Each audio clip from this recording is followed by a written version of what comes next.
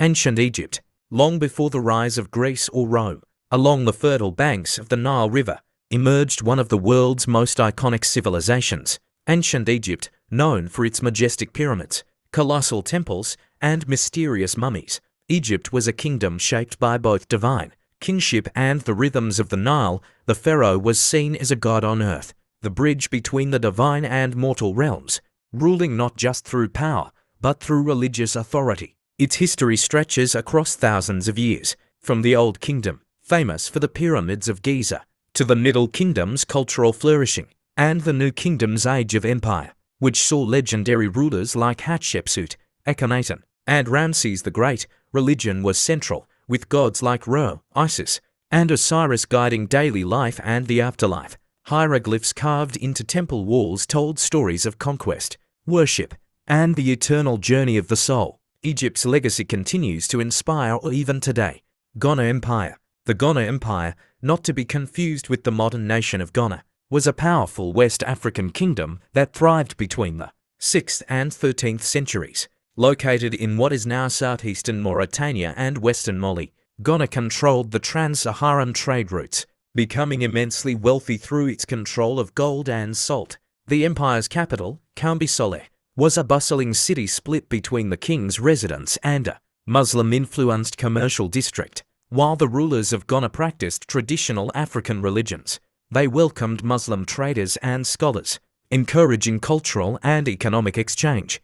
Ghana's military strength and centralized authority allowed it to collect taxes and maintain order across vast territories. However, by the 13th century, external pressures from the Almoravids and internal strife led to its decline. Even so, the Ghana Empire set the stage for future West African empires like Mali and Songhai, shaping the legacy of the region's golden age.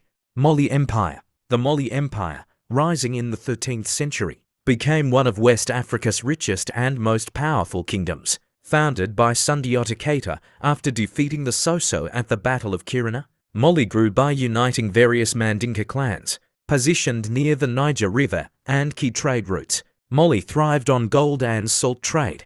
Its most famous ruler, Mansa Musa, expanded the empire and made a legendary pilgrimage to Mecca in 1324, distributing so much gold that it disrupted economies along the way. Back home, he developed Timbuktu into a center of learning and Islamic culture, building mosques and schools. Mali's influence reached across Africa and into Europe and the Middle East. After Mansa Musa's reign, internal conflicts and external threats weakened the empire. By the late 1400s, the Songhai Empire overtook Mali's power. Still, Mali's legacy of wealth, culture, and learning remains a powerful part of African history. Kingdom of Kush. The Kingdom of Kush, located south of ancient Egypt in what is now Sudan, was one of Africa's earliest and most powerful civilizations. It rose to prominence around 1070 BC. After the fall of Egypt's new kingdom, the Kushites adopted many elements of Egyptian culture, including gods, writing, and architecture, yet they retained their own identity. At its peak, Kush ruled over Egypt during the 25th dynasty, a period known as the reign of the Black Pharaohs.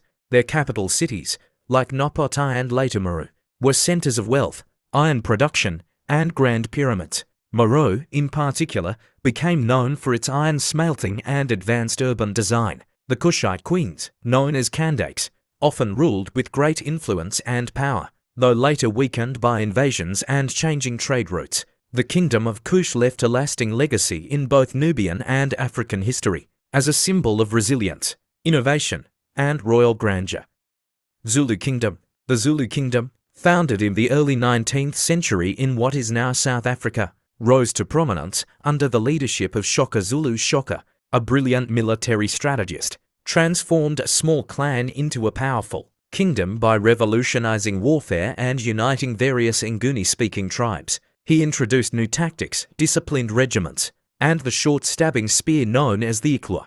The Zulu army became a fearsome force, expanding the kingdom rapidly across southern Africa. Shaka's rule was intense and often brutal, but his leadership left a lasting legacy. After his assassination in 1828, the kingdom continued to exist under his successors, though it faced growing pressure from British colonial expansion. The Anglo-Zulu War of 1879 marked a turning point. Despite a stunning Zulu victory at the Battle of Isandlwana, the British ultimately defeated the kingdom and absorbed it into their empire. The Zulu kingdom remains a symbol of resistance, unity, and African strength in the face of colonization.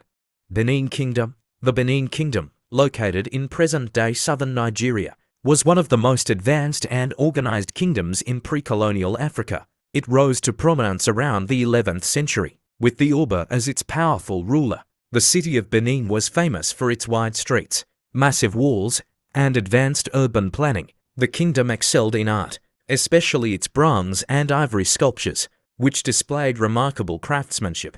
These artworks served religious, historical, and royal purposes.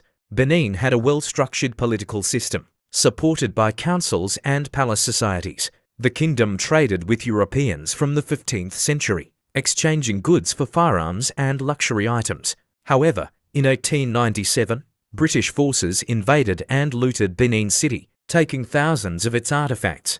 Despite this, the legacy of the Benin Kingdom lives on through its culture, its descendants, and the global recognition of its art. Axum Empire. The Axum Empire, located in what is now Ethiopia and Eritrea, rose to power around the 1st century CE. It became a major trading hub, connecting Africa, Arabia, and the Roman world through its port at Agilis. Axum exported ivory, gold, and spices, and imported silk and glassware, growing wealthy and powerful. The empire was one of the first in the world to mint its own coins and adopted Christianity in the 4th century, making it one of the earliest Christian states.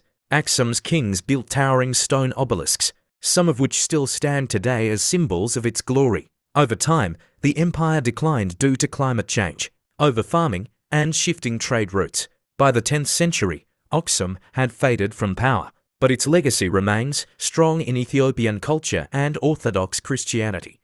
Ashanti Empire. The Ashanti Empire emerged in the late 1600s in what is now Ghana, built by the Akan people, under the leadership of Asai Tutu and his spiritual advisor Okomfo Anoki. The empire unified smaller states around Kumasi, their capital. They introduced the golden stool, a sacred symbol of unity and power, believed to house the soul of the Ashanti nation. The Ashanti became wealthy through gold mining and trade, especially in kola nuts and slaves. Maintaining a strong economy and military, they developed an organized bureaucracy and built roads to link their territory. The Ashanti resisted British colonization fiercely, engaging in multiple wars throughout the 19th century. Though eventually annexed in 1901, their spirit of independence never faded. The Ashanti Kingdom still exists today as a traditional authority, preserving cultural identity, values, and influence in modern Ghanaian society.